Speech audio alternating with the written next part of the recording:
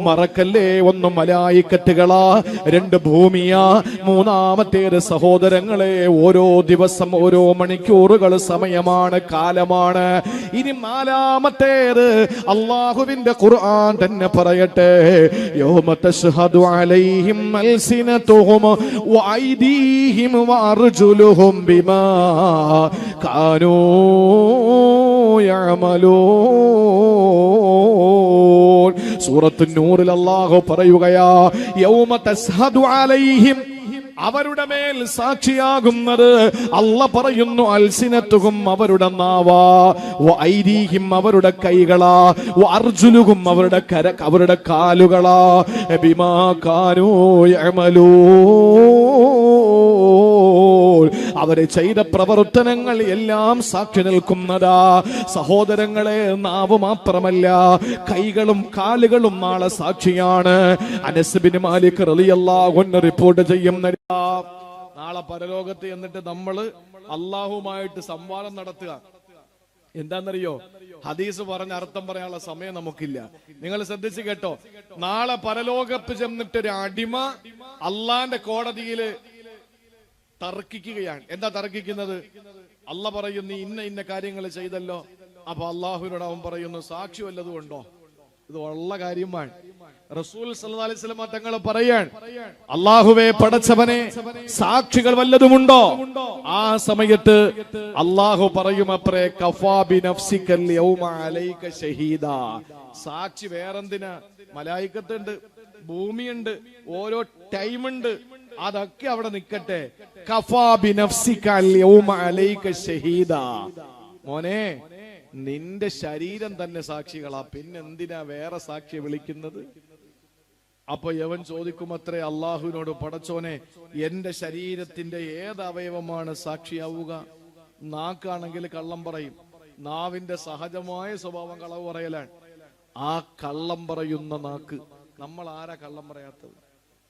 നമ്മളിൽ ആരാണ് കളവ് പറയാത്തത്? അശ്രദ്ധമായോ അലക്ഷ്യമായോ മനഃപൂർവമോ ബോധപൂർവമോ നമ്മൾ പറയും കള്ളം. കളവ് പറയാത്ത ലോകത്താരുമില്ല. നമ്മളിപ്പോ ഇവിടെ നിന്ന് ഇറങ്ങി എവിടെ എത്തിയെന്ന് ചോദിക്കും, തൊട്ടടുത്ത ജംഗ്ഷൻ പറയും നമ്മൾ. യഥാർത്ഥത്തിൽ നമ്മളിവിടെ നിൽക്കുന്നേ ഉണ്ടാവുള്ളൂ. നമ്മൾ ചിന്തിക്കുന്നത് എന്താ? അത് വലിയൊരു കള്ളമല്ലല്ലോ, അത് വലിയ കള്ളമല്ലല്ലോ. എവിടെ എത്തി? ഞാൻ മൈനാപ്പള്ളി എത്താറായി, ഞാൻ വടക്ക മൈനാപ്പള്ളി എത്തി. യഥാർത്ഥത്തിൽ ഇടവരശ്ശേരി നിൽക്കുന്നേ ഉണ്ടാവുള്ളൂ. നമ്മൾ അവരെ ഒന്ന് സങ്കടപ്പെടുത്താതിരിക്കാൻ വേണ്ടി നമ്മൾ പറയുന്ന വാക്കാ കളവ്. നമ്മൾ അറിഞ്ഞോ അറിയാതെയോ പറയുന്നവരാണ്.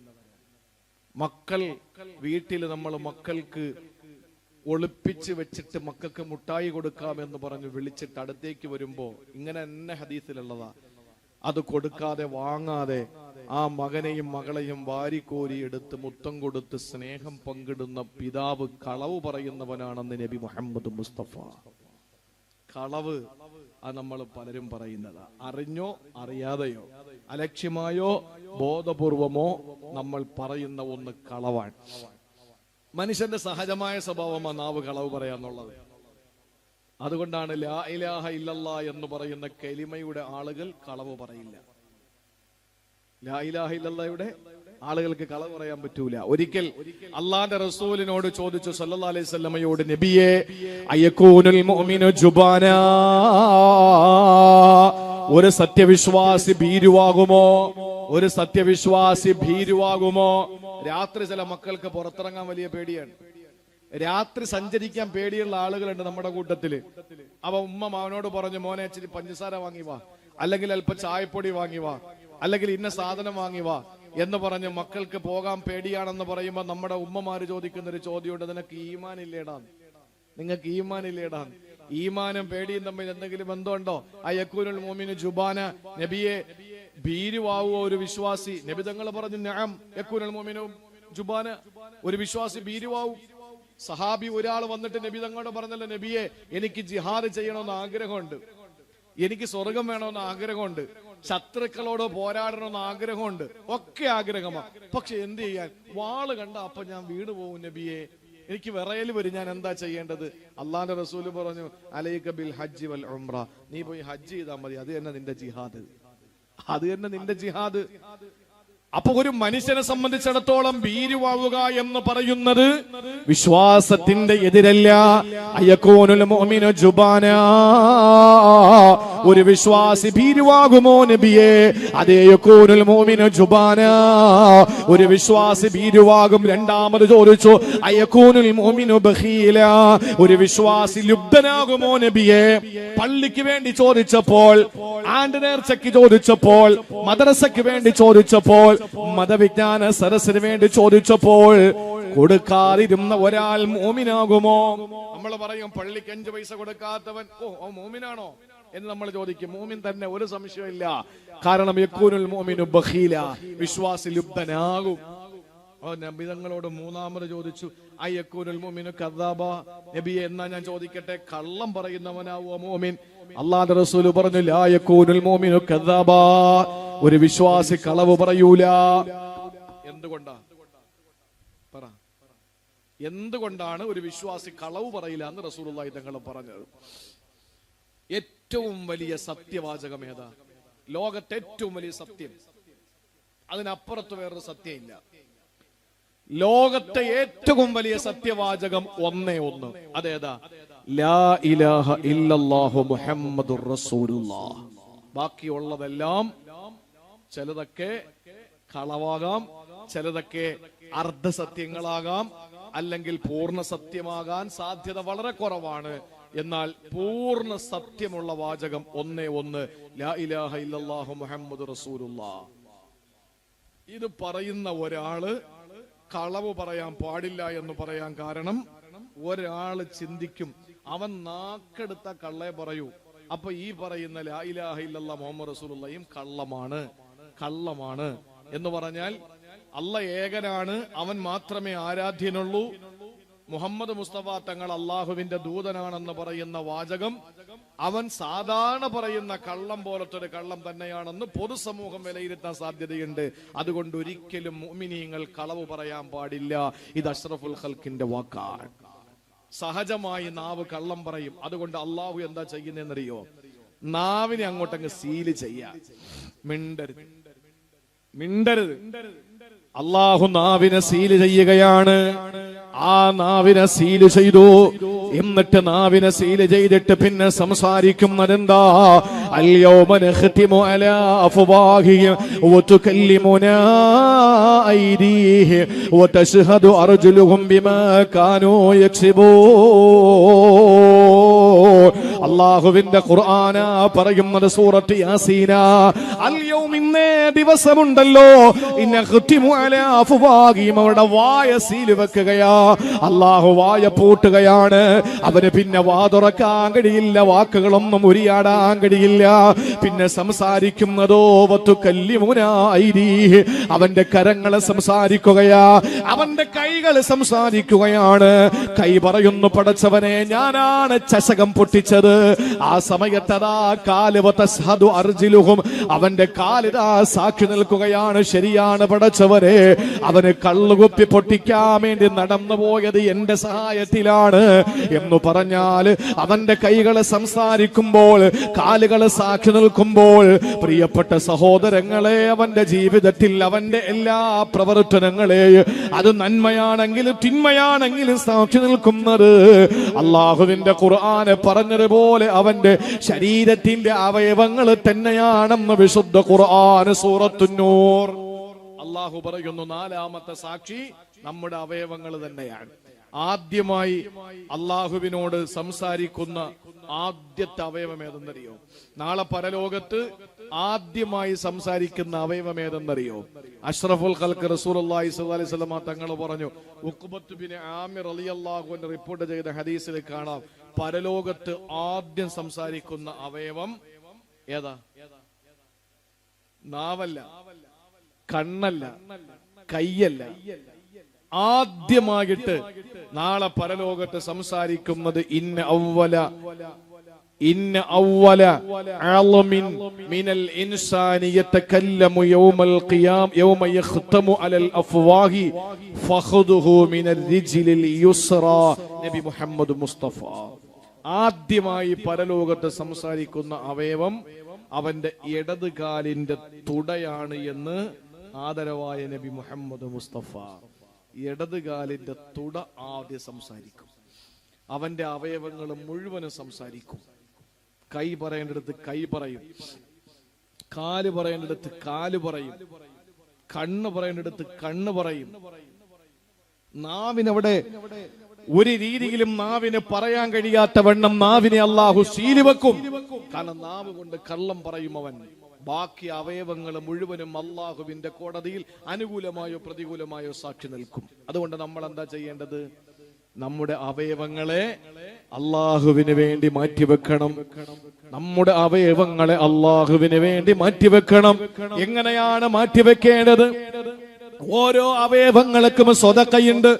ഓരോ അവയവങ്ങൾക്കും സ്വതക്കയുണ്ട്. ഓരോ അവയവങ്ങൾക്ക് നമ്മൾ ചെയ്യേണ്ട ചില കടമകളുണ്ട്. അത് കൃത്യമായി ചെയ്യുക. വിരലുകൾക്കൊരു ഡ്യൂട്ടി ഉണ്ട്. എന്താണെന്നറിയാം? വിരലുകളുടെ ഡ്യൂട്ടി എന്താ? കണ്ണിന്റെ ഡ്യൂട്ടി എന്താണ്? കാണേണ്ടത് കാണണം. അത് ഖുർആനോ, അത് പള്ളിയോ, മുസ്ഹഫോ, മാതാപിതാക്കളുടെ മുഖമോ മാത്രമല്ല, ഒരു സഹോദരന്റെ മുഖത്തേക്ക് നോക്കി ആ മുഖത്തേക്ക് നോക്കുന്ന നോട്ടപ്പിന് അവന്റെ കണ്ണിനുള്ള ബാധ്യതയാണ്. ഉറക്കമുളക്കേണ്ട സമയത്ത് ഉറക്കമുളക്കുക കണ്ണിന്റെ ഡ്യൂട്ടിയാണ്. കാതിനൊരു ഡ്യൂട്ടിയുണ്ട്. കേൾക്കേണ്ടത് കേൾക്കണം. ചോർന്നൊലിക്കുന്ന ചെറ്റക്കൂരയിൽ കിടക്കുന്ന, ചോരയൊലിച്ച് കിടക്കുന്ന പാവപ്പെട്ടവന്റെ രോദനം കേൾക്കണം. ബാങ്ക് കേൾക്കണം. നിലവിളിക്കുന്നവന്റെ വിളി കേൾക്കണം. ഖുർആൻ ഓതുന്നവന്റെ ഖിറാഅത്ത് കേൾക്കണം. പ്രസംഗിക്കുന്നവന്റെ പ്രസംഗം കേൾക്കണം. പരിശുദ്ധ ഖുർആനിന്റെ വാക്കുകൾ, വചനങ്ങൾ, സൂക്തങ്ങൾ, സൂറകൾ നമ്മുടെ കാതുകളിൽ കേൾക്കണം. ആ കാതുകൾ കേൾക്കേണ്ടത് കേട്ടുകൊണ്ടിരിക്കണം. കൈകൾക്ക് ഡ്യൂട്ടിയുണ്ട്, നന്മ ചെയ്യണം. കാലുകൾക്ക് ഡ്യൂട്ടിയുണ്ട്, നന്മ ചെയ്യണം. വയറിനും ഡ്യൂട്ടിയുണ്ട്. ഞാൻ ചോദിക്കട്ടെ, വിരലുകളുടെ ഡ്യൂട്ടി എന്താ? വിരലുകൾക്കൊരു ഡ്യൂട്ടിയുണ്ട്. എന്താ വിരലുകൾക്കുള്ള ഡ്യൂട്ടി? നമ്മൾ സാധാരണ വിരൽ നീട്ടി വിരൽ ചൂണ്ടിയിട്ട് മറ്റുള്ളവനോട് സംസാരിക്കും. നാളെ ഈ വിരൽ നാളെ റബ്ബിന്റെ കോടതിയിൽ പറയും, പലരെയും തെറി വിളിച്ച വിരലാണ് ഈ വിരല്. അതുകൊണ്ട് തന്നെ ഈ വിരലിന്റെ പേര് സബ്ബാബത്ത് എന്നാണ്. ഈ വിരലിന്റെ പേരെന്താ? ഇബ്ഹാം. മുസബ്ബിഹ എന്നുണ്ട്, സബ്ബാബ എന്നുണ്ട്. മുസബ്ബിഹ എന്ന് പറഞ്ഞാൽ അറിയില്ലേ? അത്തഹിയാത്തിൽ നിന്നിട്ട് നമ്മൾ അഷ്ഹദു അല്ലാ ഇലാഹ ഇല്ലല്ലാഹ് എന്ന് പറയുമ്പോൾ ഉയർത്തുക മാത്രമല്ല, തസ്ബീഹുകൾ ചെല്ലുന്ന അർത്ഥമുണ്ട്. സബ്ബാബ എന്ന് പറഞ്ഞാൽ ഒരുത്തിനെ ചീത്ത വിളിക്കുമ്പോൾ ഈ വിരള ആരെങ്കിലും ഇങ്ങനെ ചീത്ത വിളിക്കുമോ? ആരെങ്കിലും ഇങ്ങനെ ചീത്ത വിളിക്കുമോ? ഇല്ല. ചീത്ത വിളിക്കുന്നത് ഈ വിരൽ ചൂണ്ടിക്കിട്ടാണ്. ഇബ്ഹാം, മുസബ്ബിഹ അല്ലെങ്കിൽ സബ്ബാബ, വുസ്ത, ബിൻസർ, ഖിൻസർ. ഇങ്ങനെ ഈ 5 വിരലിനും പേരുകളുണ്ട്. ഈ 5 വിരലുകൾക്ക് ഒരു ഡ്യൂട്ടി ഉണ്ട്. എന്തെന്നറിയോ? ഇന്ന് മുതൽ കൃത്യമായ ആ ഡ്യൂട്ടി നിങ്ങൾ ചെയ്യണം. കാലിന് ചെയ്യുന്നുണ്ട്, വാഴ കേൾക്കാൻ വരുന്നുണ്ട്, ജമാഅത്തിന് പോകുന്നുണ്ട്, ജുമയ്ക്ക് വരുന്നുണ്ട്, പാവങ്ങളെ സഹായിക്കാൻ പോകുന്നുണ്ട്, കിളയ്ക്കാൻ പോകുന്നുണ്ട്, ജോലി എടുക്കാൻ പോകുന്നത് ഇബാദത്താണ്. കൈ കൊണ്ട് ചെയ്യുന്ന കാര്യങ്ങൾ ചെയ്യുന്നുണ്ട്, കണ്ണുകൊണ്ട് ചെയ്യുന്നത് ചെയ്യുന്നുണ്ട്, കാത് കൊണ്ടുള്ളതുണ്ട്, വായുണ്ട്, വയറുകൊണ്ട് എല്ലാം നമ്മൾ ചെയ്യുന്നുണ്ട്. പക്ഷെ ഇന്ന് വരെ വിരൽ കൊണ്ടുള്ള കാര്യം നമ്മൾ ചെയ്തിട്ടില്ല. ചിലര് ചെയ്യുന്നുണ്ട്, ചിലര് ചെയ്യുന്നില്ല. പക്ഷെ ഞാൻ പറയുന്നു, ഇന്നത്തെ ഈ ദിവസത്തിന്റെ സന്ദേശമായി, മെസ്സേജായി, ഇന്നത്തെ ഈ വഅലിന്റെ ഒരു ഗുണപാഠമായി എനിക്ക് പറയാനുള്ളത്, ഇന്നത്തെ രാത്രി മുതൽ ഫിംഗർ കൊണ്ടുള്ള, വിരൽ കൊണ്ടുള്ള പ്രവൃത്തി നമ്മൾ ചെയ്യണം. അതേതെന്നറിയോ? ഏതാ? അള്ളാഹുവിന്റെ ഹബീബ് സല്ലല്ലാഹു അലൈഹി വസല്ലം തങ്ങൾ പറഞ്ഞു, നിങ്ങൾ തുസബ്ബിഹൂന വതുഹമ്മിദൂന വതുകബ്ബിറൂന വഅഖിദ്ന ബിൽ അനാമിലി ഔ കമാ ഖാല സയ്യിദുനാ മുഹമ്മദുർ റസൂലുള്ളാഹി. തസ്ബീഹ് ചൊല്ലണം, സുബ്ഹാനല്ലാഹ് പറയണം, അൽഹംദുലില്ലാഹ് പറയണം, അല്ലാഹു അക്ബർ പറയണം, ലാ ഇലാഹ ഇല്ലല്ലാഹ് പറയണം. എന്നിട്ടോ വഅഖിദ്ന ബിൽ അനാമിലി, വിരലുകൾ കൊണ്ട് എണ്ണമെടുക്കണം. വിരലുകൾ കൊണ്ട് എണ്ണമെടുക്കണം. നമ്മൾ കരുതുന്ന എന്താ? എണ്ണത്തിന് വലിയ പ്രത്യേകത ഇല്ല എന്നാ. ആരാ പറഞ്ഞത്?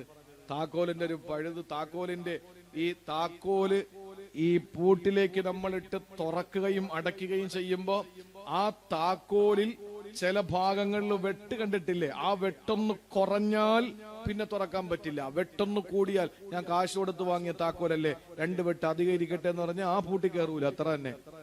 വീട് തുറക്കാൻ പറ്റൂല. എണ്ണം വലിയ കാര്യമാണ്. എണ്ണത്തിന് വലിയ വലിയ പ്രാധാന്യമുണ്ട് ഇസ്ലാമില്. എണ്ണത്തിന് വലിയ പ്രാധാന്യമുണ്ട്, നമ്മൾ നിസ്സാരമായി കാണണ്ട. നോമ്പ് നോമ്പ് മുറിച്ചവൻ നോമ്പ് പിടിച്ച പകല് കിടക്കുമ്പോഴാ ഭാര്യ അടുത്ത് വന്നു, എന്തൊക്കെയോ തോന്നി, നോമ്പ് മുറിഞ്ഞു. അവന്റെ നിയമം എന്താണ്? നിയമം, പല നിയമങ്ങൾ ഇസ്ലാം പറയുന്നുണ്ട്. പല കാര്യങ്ങളിലും ഇസ്ലാം വെച്ച ചില കഫാറത്തുണ്ട്. 60 മിസ്കിന്മാർക്ക് ആഹാരം കൊടുക്കണം, 59 പേർക്കേ കൊടുത്തോളൂ, പറ്റൂല. 60 പേർക്ക് തന്നെ നീ കൊടുക്കണം, 61 പേർക്ക് കൊടുക്കാൻ വേണ്ട. 2 മാസം നോമ്പ് പിടിക്കണം. 2 മാസം എന്ന് പറഞ്ഞാൽ ചിലപ്പോ പിറ കാണുന്നതനുസരിച്ചാ, ഡിസംബറും ജനുവരിയും 2 മാസം അല്ല ഈ പറയുന്നത്, മറിച്ച് 2 അറബി മാസങ്ങൾ പിറ കാണുകയോ അല്ലെങ്കിൽ മാസം പൂർത്തിയാവുകയോ ചെയ്ത് 2 മാസക്കാലം നോമ്പ് പിടിക്കണം. 58 നോമ്പ് പിടിച്ചു, ഇനി 2 നോമ്പ്. ആ മാസം 2 മാസവും കൃത്യമായി പിറ കണ്ടിട്ടില്ല, അപ്പൊ 30 പൂർത്തിയാവുവാൻ 58 ദിവസം പൂർത്തിയായി. 59 നോമ്പ് വിട്ട്. എന്നാ പിന്നെന്താ ചെയ്യേണ്ടത്? 60 പിടിക്കണം, 61 പറയേ. എന്റെ പൊന്ന് സഹോദരങ്ങളെ, 60 ദിവസം നോമ്പ് പിടിക്കണം. ഒരു നിയമമുണ്ട് ഇസ്ലാമില്. 58 ദിവസം പിടിച്ചു, 59 മുറിച്ചു, പിന്നെ 60 പിടിച്ചു. അപ്പൊ ഇനി എത്ര നോമ്പ് അവന് ബാക്കിയുണ്ട്? എത്ര ഉണ്ട്? തിരുവനന്തപുരം ജില്ലയിലാണെങ്കിൽ പിന്നെ ഒന്നുകൂടെ ബാക്കിയുണ്ട്. നിങ്ങളെ കൊല്ലം ജില്ലയിൽ എങ്ങനെയാണെന്ന് എനിക്കറിയില്ല. ഇനി ഈ നോമ്പ് ഒരെണ്ണം നഷ്ടപ്പെട്ടല്ലോ, അവൻ എന്നാ പിടിക്കേണ്ടത്? 61 ദിവസം പിടിക്കുമ്പോ എത്രയായി? നോമ്പ് എത്രയായി? 60 അല്ല, ഈ 58 ദിവസം പിടിച്ചു, 59 പിടിച്ചില്ല. എന്നാൽ 60 അവൻ പിടിക്കുമ്പോ 59 അല്ല, 1. പിന്നെ അവിടെ നിന്ന് അങ്ങോട്ട് തുടങ്ങണം 60 നോമ്പ്. എണ്ണത്തിന് വലിയ പ്രാധാന്യമുണ്ട്. നിസ്കാര ശേഷം നിങ്ങൾ 33 സുബ്ഹാനല്ലാഹ് എന്ന് പറഞ്ഞാൽ അള്ളാഹുവിന്റെ റസൂലിന് പറഞ്ഞുകൂടായിരുന്നോ? കുറച്ചേരം നിങ്ങൾ തസ്ബീഹ് ചൊല്ലി, കുറച്ചു നേരം അൽഹംദുലില്ലാ ചൊല്ല്, കുറച്ചു നേരം അല്ലാഹു അക്ബർ ചൊല്ല്, എന്നിട്ട് എണീറ്റ് പൊക്കോ എന്നല്ലല്ലോ പറഞ്ഞത്. 33 ചൊല്ല് സുബ്ഹാനല്ലാഹ്, 33 ചൊല്ല് അൽഹംദുലില്ലാ, 33 ചൊല്ല് അല്ലാഹു അക്ബർ, 99 ലാ ഇലാഹ ഇല്ലല്ലാഹു വഹ്ദഹു ലാ ശരീക ലഹു ലഹുൽ മുൽക്ക് വലഹുൽ ഹംദ് യുഹ്യി വയുമീത് വഹുവ അലാ കുല്ലി ഷൈഇൻ ഖദീർ പറഞ്ഞിട്ട് 100 പൂർത്തീകരിക്കുക. എന്താ കാരണം? എണ്ണത്തിന് വലിയ പ്രാധാന്യമുണ്ട്. അതുകൊണ്ട് നമ്മൾ എണ്ണി തന്നെ ചൊല്ലണം. അളന്ന് കളഞ്ഞാലും ആറ്റിക്കളഞ്ഞാലും അളന്ന് കളണമെന്ന് പറഞ്ഞ അതുകൊണ്ടാണ്. എന്ന് പറഞ്ഞാൽ അല്ലാഹുവിന്റെ റസൂൽ പറഞ്ഞു, തുസബ്ബിഹൂന വതുകബ്ബിറൂന വതുഹമ്മിദൂ വഅഖിദ്ന ബിൽ അനാമിലി. വിരലുകൾ കൊണ്ട് ചെയ്യേണ്ട അമലെന്തെന്നറിയോ സഹോദരങ്ങളെ? ഇന്ന് ചെയ്യുന്ന അമലേതാണ്? ഒരുത്തനെ പറ്റി എന്തെങ്കിലും നമ്മൾ കേട്ടു, ഫേസ്ബുക്ക് ഇങ്ങനെ മറിച്ചുകൊണ്ടിരിക്കുകയാ, ചേമ്പന്തോട്ടത്തില് പന്നി കയറിയതുപോലെ ഇങ്ങനെ കിളച്ചോണ്ടിരിക്കാൻ. അപ്പോഴാണ് ഒരുത്തനെ പറ്റി എന്തോ ഒരു മുസീബത്ത്, ഏവനോ ഒരുത്തൻ എഴുതിയിട്ടൊരു കാര്യം, തള്ള വിരൽ കൊണ്ട് ഒരൊറ്റ നെക്കുമതി പ്രിയപ്പെട്ടവരെ 5000 പേരിലേക്ക് പോയി. 5000 പേരിലേക്ക് പോയി. നീ കമന്റ് എഴുതി, നീ ഷെയർ ചെയ്തു, നീ ലൈക്ക് അടിച്ചു. നിന്റെ കൈകൾ കൊണ്ട് വിരലുകൾ കൊണ്ട് ചെയ്യുന്ന അമലുകൾ ഇതാണ്. അല്ല അല്ല, അല്ലാഹുവിന്റെ റസൂല് പറയുകയാണ്, വഅഖിദ്ന ബിൽ അനാമിലി. നീ നിന്റെ വിരലുകൾ കൊണ്ട്, ഫിംഗർ കൊണ്ട് ചെയ്യേണ്ട പണി എന്തെന്നറിയോ? എണ്ണം പിടിക്കലാണ്, എണ്ണം പിടിക്കലാണ്. അതുകൊണ്ട് ഓരോ അവയവങ്ങൾ നാളെ റബ്ബിന്റെ കോടതിയിൽ സാക്ഷി നിൽക്കും. അതുകൊണ്ട് പറ്റുന്ന അവയവങ്ങൾ കൊണ്ട് ഇബാദത്തെടുക്ക്. അതൊക്കെ വിശദീകരിക്കാനുള്ള സമയം നമുക്കൊന്ന് കുറവാണ്. രണ്ടാമത്തേത് വേദി അതുമല്ല. അതുകൊണ്ട് ഞാൻ തൽക്കാലം 5ാമത്തേതിലേക്ക് പോവാണ്. മറക്കരുത്, 1 മലായിക്കത്തുകൾ, 2 ഭൂമി, 3 ഓരോ ടൈം, 4ാമത്തേത് അവയവങ്ങൾ. ഇനി 5ാമതൊന്നുകൂടിയുണ്ട്. ആദരവായ റസൂലുള്ളാഹി തങ്ങൾ വിശുദ്ധമായ ഖുർആന സൂറത്തു ജാസിയ ഓതിയിട്ട് സമൂഹത്തോട് പറയുകയാ, വതറാ കുല്ല ഉമ്മത്തിൻ ജാസിയ കുല്ല ഉമ്മത്തിൻ തുദആ ഇലാ കിതാബിഹാ. അല്ലാഹു പറയുകയാണ്, വതറാ കുല്ല ഉമ്മത്തിൻ ജാസിയ. അല്ലാഹുവിന്റെ വിശുദ്ധ ഖുർആൻ പറയുകയാണ്, നരകത്തിന്റെ മുമ്പിൽ ഓരോരുത്തരും വന്ന് നിൽക്കുന്നത് മുട്ടുകുത്തിയാണ് സഹോദരങ്ങളെ. കുല്ല ഉമ്മത്തിൻ തുദആ ഇലാ കിതാബിഹാ. അവന്റെ ജീവിതത്തിന്റെ കുറ്റപത്രത്തിലേക്ക് ഓരോരുത്തരെയും വിളിക്കപ്പെടുകയാ. അൽയൗമ തുജ്സൗന മാ കുന്തും തഅമലൂൻ. നീ ചെയ്യുന്നതിന്റാണോ അതിന് ഇപ്പോൾ നിനക്ക് പ്രതിഫലം കിട്ടുകയാണ്, അല്ലെങ്കിൽ ശിക്ഷ കിട്ടുകയാ. ഹാദാ കിതാബുനാ യന്തിഖു അലൈക്കും ബിൽ ഹഖ്. അല്ലാഹ് പറയുകയാണ്, ഹാദാ കിതാബുനാ യന്തിഖു അലൈക്കും ബിൽ ഹഖ്. സത്യസന്ധമായി നിങ്ങളുടെ എല്ലാം രേഖപ്പെടുത്തപ്പെടുന്ന ഗ്രന്ഥമാണിത്. സഹോദരങ്ങളെ, നാളെ പരലോകത്ത് വരുന്ന സാക്ഷികളിൽ അഞ്ചാമത്തേത് അല്ലാഹ് പറയുകയാണ് നമ്മുടെ കുറ്റപത്രമാണ്. എല്ലാം എഴുതി വെച്ചിരിക്കാൻ. ഞാൻ ഒരു അമല് നിങ്ങൾക്ക് പറഞ്ഞു തരാം. ആ അമല് കൃത്യമായി ചെയ്തോ, നമ്മുടെ എല്ലാം രേഖപ്പെടുത്തിയിരിക്കാൻ. ആരും അറിയാതെ ചെയ്തത്, ആരും കാണാതെ ചെയ്തത് എല്ലാം വളരെ കൃത്യമായി സത്യസന്ധമായി ഹക്കായി നമ്മുടെ കുറ്റപത്രത്തിൽ ഇങ്ങനെ രേഖപ്പെടുത്തി വെച്ചിരിക്കാൻ. ഒന്നും വിട്ടിട്ടില്ല. നാളെ പരലോകത്ത് നമ്മുടെ കയ്യിൽ ഇത് വിളിച്ചു തരും. നമ്മുടെ കയ്യിൽ വിളിച്ചു തരുമ്പോ ഒന്നുകിൽ വലത് കയ്യിലില്ലെങ്കിൽ ഇടത് കയ്യിൽ. ഏത് കയ്യിലാ വാങ്ങേണ്ടത്? വലത് കയ്യിലാ വാങ്ങേണ്ടത്. അതിന് അല്ലാഹു തൗഫീഖ് തരട്ടെ. വലത് കയ്യിൽ വാങ്ങിയവന് രക്ഷപ്പെട്ടു, ഇടത് കയ്യിൽ വാങ്ങിയവൻ പരാജയപ്പെട്ടു. സഹോദരങ്ങളെ, കർമ്മപുസ്തകം ഉറക്കെ വായിക്കേണ്ടി വരും. കോടാനകോടി ജനങ്ങളുടെ മുമ്പിൽ, മനുഷ്യർ ആദം നബി മുതൽ ഇങ്ങോട്ടുള്ള എല്ലാ മനുഷ്യന്റെ മുമ്പിലും നമ്മൾ രഹസ്യമായി ചെയ്തത് വായിച്ച് കേൾപ്പിക്കേണ്ടി വരും. അങ്ങനെ വായിച്ച് കേൾപ്പിക്കാതെ സ്വയം വായിച്ച് അല്ലാഹ് അടുത്തേക്ക് വിളിച്ചിട്ട്, കണ്ടോ എന്താ നീ ഉദ്ദേശിക്കുന്നത്? പടച്ചോനെ, പെട്ടത് തന്നെ അല്ല, ഞാൻ നിനക്ക് ഇതാ പുറത്തു തന്നിരിക്കുന്നു. ഭൂമിയിൽ ഇത് ഞാൻ മറച്ചു വെച്ചല്ലോ. ഈ ഗ്രന്ഥം, ഈ കർമ്മപുസ്തകം, ഈ ജീവിതത്തിന്റെ റെക്കോർഡ് പുസ്തകം, ഈ കുറ്റപത്രം നീ ആരുടെ മുമ്പിലും വായിക്കണ്ട, രഹസ്യമായി നീ തന്നെ വായിച്ചോ എന്ന് അല്ലാഹ് പറയണമെങ്കിൽ ഒരു അമല് നമ്മൾ ചെയ്യണം. അതിൽ നമ്മളെല്ലാവരും വീക്കാണ്. ആ കാര്യത്തിൽ നമ്മളെല്ലാവരും വീഴ്ചയിലാണ്. ആ കാര്യത്തിൽ നമ്മളെല്ലാവരും പിന്നിലോട്ടാണ്. അത് ചെയ്യുമെങ്കിൽ ഇൻഷാ അല്ലാഹ് ആരുടെ മുന്നിലും നമ്മൾ ഉറക്കെ വായിക്കേണ്ടി വരൂല. ഒരാളുടെ മുമ്പിലും നമ്മൾ വായിക്കേണ്ടി വരൂല. നമുക്ക് തീർച്ച നമ്മൾ ചെയ്യുന്ന ഒരു കാര്യവും ഒരാളും അറിയാതെ നമുക്കത് രഹസ്യമാക്കി വെക്കാൻ കഴിയും. അതിനൊരൊറ്റ കാര്യം നമ്മൾ ചെയ്താൽ മതി. അതിനുമുമ്പ് നിങ്ങൾ കേട്ടോ, സഹോദരങ്ങളെ, കയ്യിലേക്ക് വാങ്ങുന്ന ഗ്രന്ഥമുണ്ടല്ലോ, അത് നമ്മൾ വാങ്ങി വായിക്കുമ്പോൾ അറിയാതെ പറഞ്ഞു പോകും, മാലി ഹാദൽ കിതാബ് ലാ യുഗാദിറു സഗീറതൻ വലാ കബീറതൻ ഇല്ലാ അഹ്സാഹാ. എന്തോ ഒരു ഗ്രന്ഥമാണ് റബ്ബേ, ചെറുതായി വലുതായി ഒന്നും വിട്ടിട്ടില്ലല്ലോ. ഞാൻ ചിന്തിച്ചത്, പറഞ്ഞത്, മിണ്ടിയത്, ചെയ്തത്, കണ്ടത്, കേട്ടത്, തിന്നത്, കുടിച്ചതല്ല ഇതിനകത്ത് റെക്കോർഡാണല്ലോ. അല്ലാ, CCTV ക്യാമറയാണോ? അല്ല. അതിനേക്കാൾ ഭീകരമായ നിലയിൽ പടച്ചവൻ തരുന്ന കുറ്റപത്രമുണ്ടല്ലോ. ആ കുറ്റപത്രത്തിൽ നമ്മൾ ഓരോരുത്തരും ചെയ്ത എല്ലാ തിന്മകളും നന്മകളും അതിനകത്ത് റെക്കോർഡ് ചെയ്യപ്പെട്ടിരിക്കുകയാ. ഇത് പരസ്യമായി വായിക്കേണ്ടി വരാതിരിക്കാൻ ഒരു കാര്യം ചെയ്താൽ മതി. എന്തെന്നറിയോ? തിരുനബി സല്ലല്ലാഹു അലൈഹി വസല്ലം പഠിപ്പിച്ചു. ഈ പറയുന്ന കാര്യം പ്രിയപ്പെട്ടവരെ നമുക്ക് ചെയ്യാൻ കഴിയണം.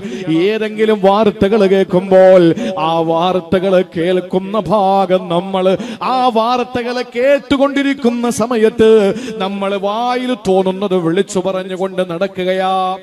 എന്തെങ്കിലുമൊക്കെ വാർത്തകൾ കേൾക്കുമ്പോ ഇപ്പോ ഏറ്റവും ലേറ്റസ്റ്റ് ആയിട്ടുള്ള ലോകം മൊത്തം ഏറ്റെടുക്കുന്ന ഒരു വാർത്ത എന്താണെന്നറിയോ? മദ്രസ അധ്യാപകർ പീഡിപ്പിക്കുന്നു. മദ്രസ അധ്യാപകരുടെ പീഡനം. ഞാനൊരു കാര്യം അടിവരയിട്ട് പറയാം. മദ്രസയിൽ വെച്ച് എന്നല്ല, മൈതാനത്തിൽ വെച്ചല്ല, ലോകത്ത് എവിടെ വെച്ചും ഇതുപോലുള്ള തോന്നിയാസം കാണിക്കുന്നവരെ കൈകാര്യം ചെയ്യാൻ വേണം. അതിവിടെ നിയമത്തിന് ചില വഴികളുണ്ട്. നിയമത്തിന് വിധേയരാകാതെ നമുക്കൊന്നും ചെയ്യാൻ കഴിയില്ല. നമ്മൾ നിയമത്തിന് വിധേയരായി നമ്മൾ ചെയ്യാൻ. മദ്രസ അധ്യാപകരുടെ പീഡനം, മദ്രസയിലെ പീഡനം, ഇത് നടക്കുന്നില്ല എന്ന് പറഞ്ഞാൽ പച്ചക്കള്ളവുമാകും, തെറ്റിന് കൂട്ടുനിൽക്കലാവും, തിന്മയ്ക്ക് കൊടപിടിക്കലാവും.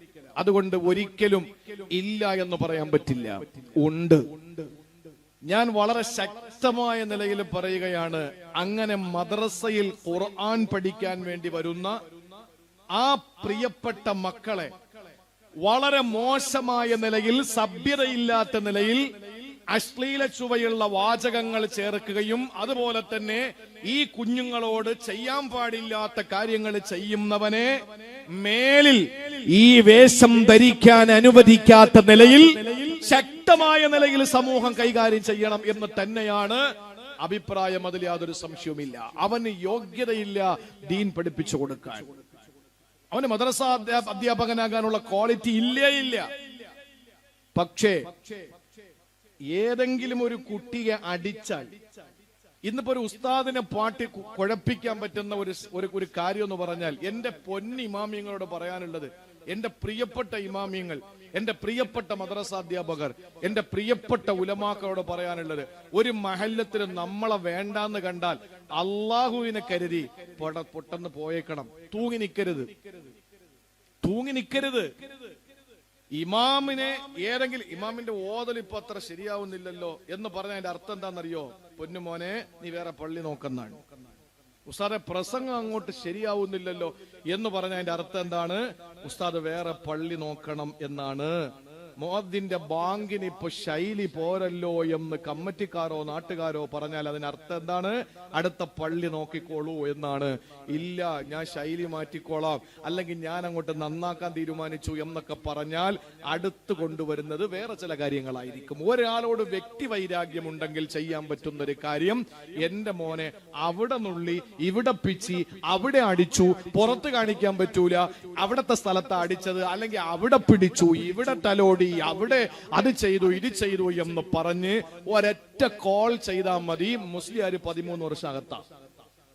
നിങ്ങൾക്കറിയോ എത്ര മഹല്ലുകളിലാണ് പോക്സോ കേസിൽ അകത്തായ ആ പള്ളിയിലെ ഇമാമിനെ, മദ്രസാധ്യാപകനെ അതേ മഹല്ല് നിവാസികൾ പണം പിരിച്ചിട്ട് അവസാനം പച്ചക്കള്ളമായിരുന്നു എന്ന് ബോധ്യം വന്നപ്പോൾ ആ പള്ളിയിലെ ഇമാമിനെ അവിടത്തെ മഹല്ലുവാസികൾ പണം പിരിച്ചിട്ട് കേസ് നടത്തിയിട്ട് അവിടെ നിന്ന് റിലീസ് ചെയ്ത് നേരെ പള്ളിയിൽ കൊണ്ടുവന്ന് പള്ളിക്കകത്ത് ആദരവ് കൊടുത്തത് ഈ അടുത്ത സമയത്ത് നിങ്ങൾ കണ്ടില്ലേ?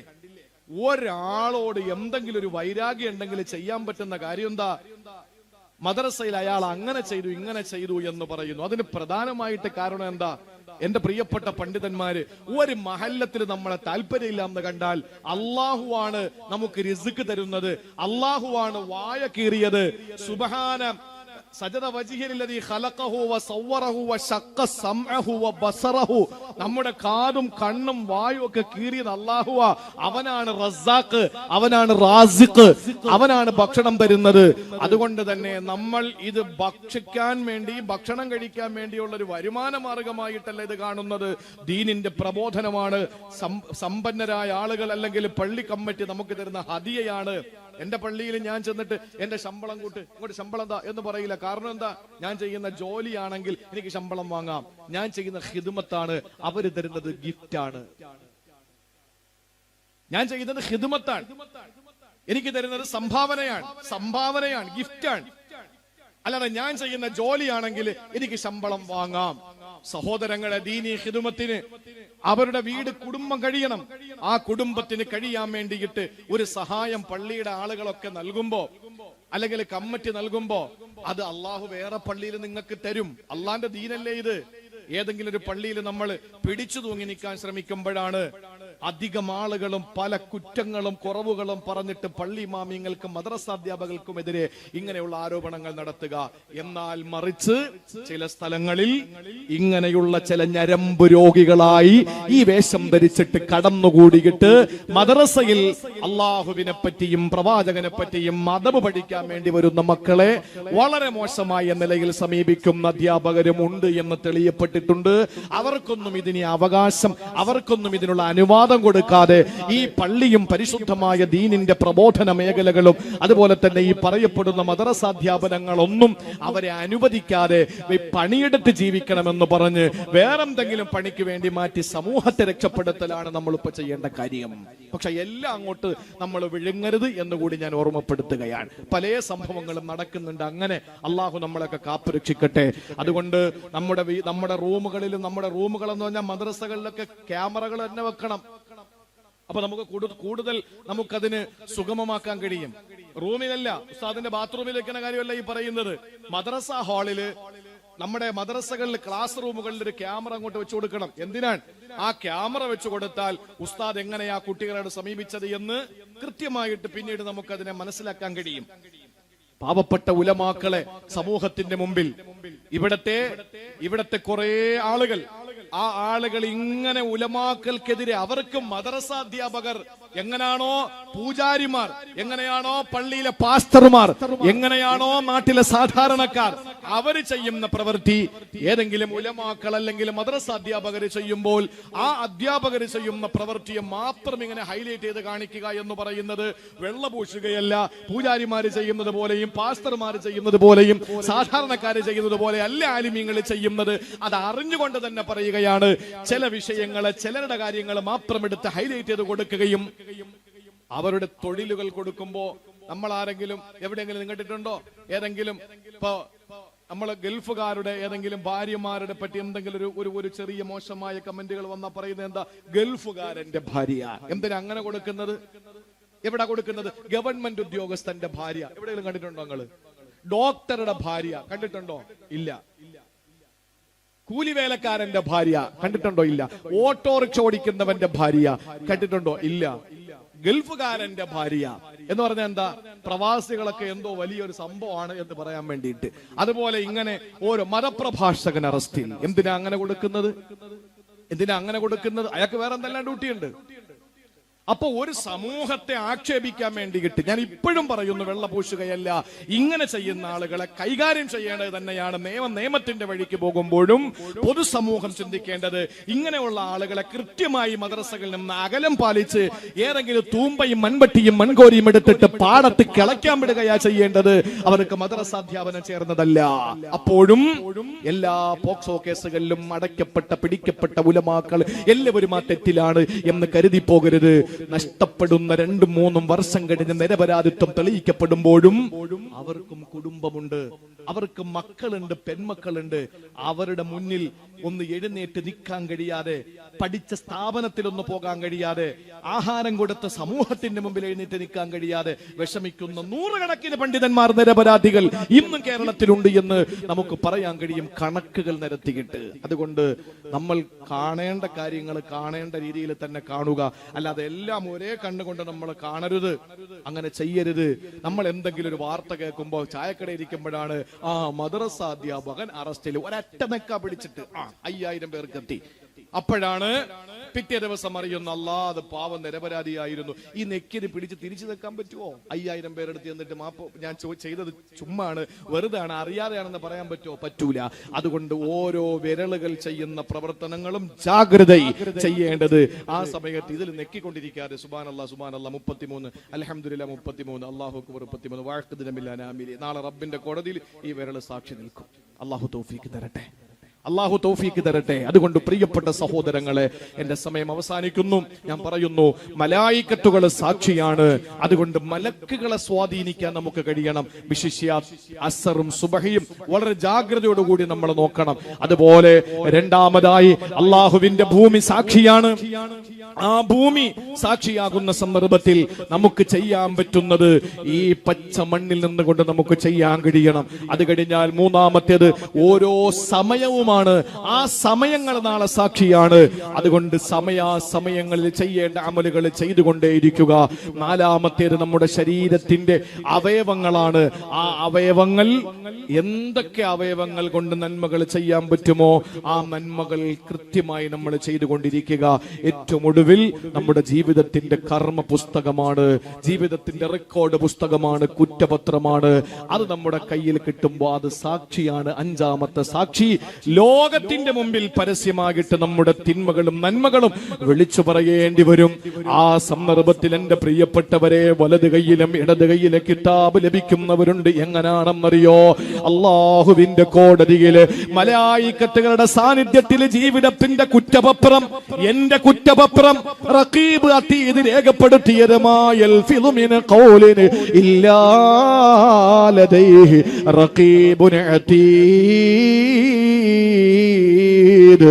റഖീബത്തീദ് എന്ന് പറയുന്ന മാലാഖമാര് എഴുതിയത്, ഞാൻ കണ്ടത്, ഞാൻ മിണ്ടിയത്, ഞാൻ കേട്ടത്, ഞാൻ ശ്വസിച്ചത്, ഞാൻ പിടിച്ചത്, ഞാൻ നടന്നത്, ഞാൻ കഴിച്ചത്, ഞാൻ കുടിച്ചത്, ഞാൻ ചിന്തിച്ചത്, ഇതെല്ലാം രേഖപ്പെടുത്തി അള്ളാഹുവിന്റെ മലായിക്കത്തുകൾ തരുന്ന കുറ്റപത്രമുണ്ടല്ലോ, വലത് കൈയിലേക്ക് വാങ്ങുന്നത് എങ്ങനെയെന്നറിയോ? അള്ളാന്റെ കോടതിയിൽ വിളിക്കുകയാണ്. അബ്ദുൽ അസീസിന്റെ മകൻ നവാസ് എവിടെയെന്ന് ചോദിക്കുമ്പോ കോടിക്കണക്കിന് ജനങ്ങളുടെ മുമ്പിൽ നിന്ന് ഞാൻ എഴുന്നേറ്റ് പോവുകയാ. ആ സമയത്ത് എനിക്കറിയാം ഖബർ മുതൽ എന്താ സംഭവിച്ചത്. അള്ളാഹുവിന് വേണ്ടി സുഹൃതം ചെയ്തവനാണ് ഞാൻ. അതിനകത്ത് എന്താ ഉള്ളതെന്ന് എനിക്ക് നല്ല ബോധ്യമുണ്ട്. അതുകൊണ്ട് ആരും അറിയാതെ ഞാൻ ചെയ്ത അമലുകൾ എന്റെ ഭാര്യ അറിഞ്ഞിട്ടില്ല, എന്റെ പൊന്നുമക്കൾ അറിഞ്ഞിട്ടില്ല. എന്റെ ആരും അറിയാത്ത നന്മകൾ ലോകത്തിന്റെ മുമ്പിൽ വിളിച്ചു പറയാനുള്ള ആഗ്രഹത്തോടെ, കൊതിയോടെ, ആ വല്ലാത്ത ഉത്സാഹത്തോടെ ഞാൻ ഓടി ചെല്ലുന്നു. എന്നിട്ട് എന്റെ വലത് കൈ നീട്ടിയിട്ട് ആ ഗ്രന്ഥം വാങ്ങുകയാ. അങ്ങനെയാണ് വലത് കൈയിൽ കിതാബ് കിട്ടുന്നത്. അമ്മാമൻ ഊട്ടിയ കിതാബഹു ബിയമീനിഹി, അവന് പറ്റുന്ന വലത് കൈയിലാണ്. അവന്റെ പേര് അസ്ഹാബുൽ മൈമന, വലതുപക്ഷക്കാരൻ എന്നാണ്. കേരള രാഷ്ട്രീയത്തിന്റെ വലതല്ല, വലതുപക്ഷക്കാരൻ, അസ്ഹാബുൽ മൈമന. ഇനി എങ്ങനെയാണ് ഇടത് കൈയിൽ കിട്ടുക? മരണത്തോടുകൂടി അറിയാം എന്റെ അവസ്ഥ എന്താണ്, എന്റെ അവസ്ഥ എന്താണ്. എന്റെ കയ്യിൽ കിതാബ് കിട്ടിയാലല്ലേ ഞാൻ വായിക്കേണ്ടി വരിക. അതുകൊണ്ട് ഞാൻ വാങ്ങൂല. പുറകിൽ കയ്യും കെട്ടിയവന് നിൽക്കുകയാ. വിളിക്കുന്നു, വാടാ. ഇല്ല, ഞാൻ വാങ്ങൂല. വാങ്ങിയാ വായിക്കണം. വായിച്ചാൽ നമ്മൾ ബഹുമാനിക്കുന്ന പലരും പിന്നെ പോടാന്ന് പറയും. നമ്മളെ സ്നേഹിച്ചവര് പോടാ എന്ന് പറയും. അതുകൊണ്ട് വാങ്ങാതെ ഞാൻ ഇങ്ങനെ കൈ പിറകിൽ കെട്ടി മാറി നിൽക്കുകയാണ്. മലക്കുകൾക്ക് അടുത്ത ഡ്യൂട്ടി ചെയ്യണ്ടേ, അടുത്ത ആളിനെ വിളിച്ചിട്ട് കൊടുക്കണ്ടേ. അവര് വന്നിട്ട് പിറകിലൂടെ അവന്റെ ഇടത് കൈയിൽ വെച്ച് കൊടുക്കുമെന്ന് നബി മുഹമ്മദ് മുസ്തഫ. അങ്ങനെയാണ് അള്ളാഹു പറഞ്ഞു, അമ്മാമനൂട്ടിയ കിതാബഹു ബിശിമാലി, ഇടത് കൈയിൽ കിതാബ് വാങ്ങുന്നവര് അവരുടെ പേര് അസ്ഹാബു ശിമാൽ, ഇടതുപക്ഷക്കാരനാണെന്ന് വിശുദ്ധ ഖുർആൻ. അങ്ങനെയാണ് ഇടത് കയ്യിൽ കിതാബ് കിട്ടുക. അവൻ പറയും, വായിക്ക്, ഉറക്കെ വായിക്കണം, ഉറക്കെ വായിക്കണം.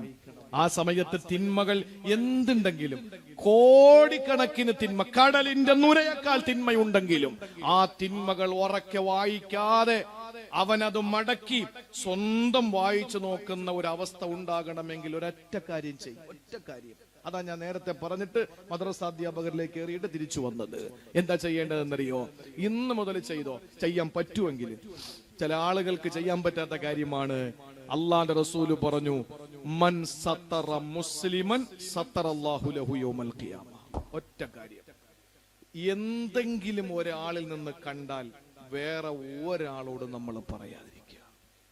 നമ്മൾ ഒരാളൊരു തെറ്റ് കണ്ടു, നമ്മൾ നടന്നു പോകുമ്പോ ഒരുത്തൻ എന്തോ ഒരു തെറ്റ് ചെയ്തു, നമ്മൾ കണ്ടു, അല്ലെങ്കിൽ നമ്മൾ അറിഞ്ഞു. നമ്മൾ എന്താ ചെയ്യുന്നത്? പരമാവധി എത്ര ഫ്ലക്സ് അടിക്കാൻ പറ്റും, എത്ര പോസ്റ്റർ അടിക്കാൻ പറ്റും, എത്ര പേർക്ക് ഇത് എത്തിച്ചു കൊടുക്കാൻ. എന്നാലും സമാധാനം. ചിലർക്ക് ഈ JCBയുടെ പല്ല് കൊണ്ട് മാന്തി കൊടുത്താൽ ഈ നാക്കിന്റെ കടി മാറൂല.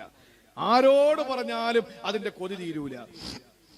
നിങ്ങളൊരു കാര്യം ചെയ്, ബാത്റൂമിൽ കയറ്, എന്നിട്ട് അങ്ങോട്ട് സ്പീഡിന് അങ്ങോട്ട് ടാപ്പ് തുറന്നു വെക്ക്, വെള്ളം വീഴും, എന്നിട്ട് ഉറക്കെ പറ. ആരും കേൾക്കൂല, നിങ്ങൾ മാത്രമേ കേൾക്കുള്ളൂ. പിന്നെ ഖുബൂസ് ഖബായിസും കേൾക്കും, വേറെ ആരും കേൾക്കൂല.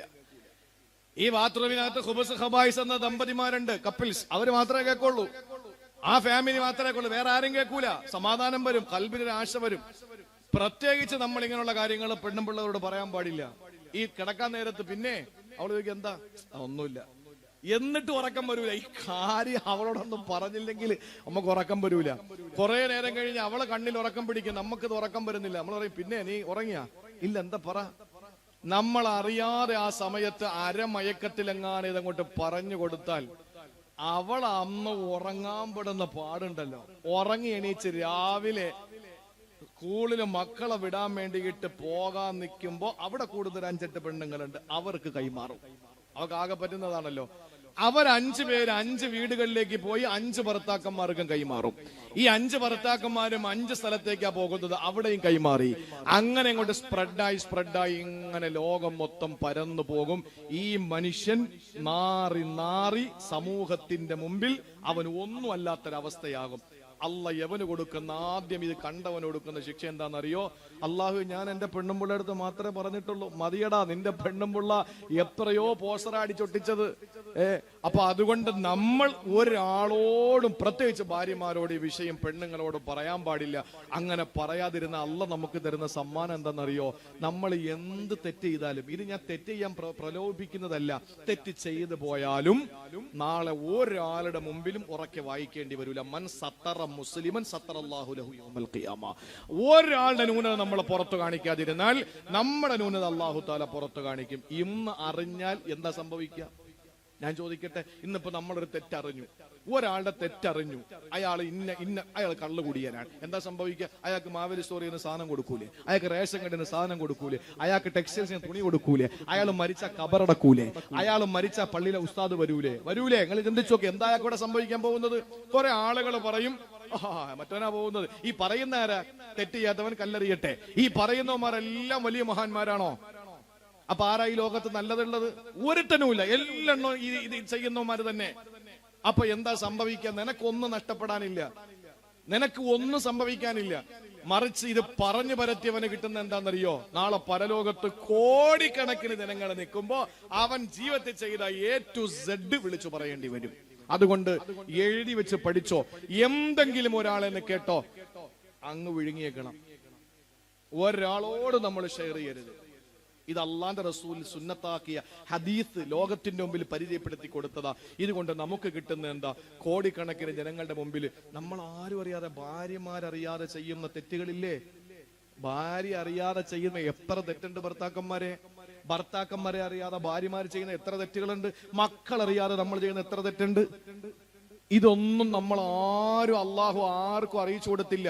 അള്ളാഹു എന്താ എല്ലാം മറച്ചു വെച്ചു. അവസാന നാൾ ആഖിറത്തിൽ മക്കളെ മുമ്പിൽ, മക്കളെ കെട്ടിയവരുടെ മുമ്പിൽ, മക്കളെ കെട്ടിച്ചു വിട്ട വീട്ടുകാരുടെ മുമ്പിൽ, എല്ലാവരുടെ മുമ്പിൽ നിന്ന് വിളിച്ചു പറയാണ്, ഞാൻ ഇന്ന തീയതിയിൽ ഇന്ന തെറ്റ് ചെയ്തു, ഞാൻ ഇന്ന കാര്യം ചെയ്തു എന്ന് ലോകത്തിന്റെ മുമ്പിൽ വിളിച്ചു പറയുന്ന അവസ്ഥ ഒന്ന് ആലോചിച്ച് നോക്കിയേ. ഇത് വരാതിരിക്കണമെങ്കിൽ എന്ത് വേണം? നീ ആരെപ്പറ്റി എന്തറിഞ്ഞാലും ഒരാളോടും പറയാതിരിക്കുക. അപ്പൊ അള്ള ചെയ്യുന്ന എന്താണെന്നറിയോ?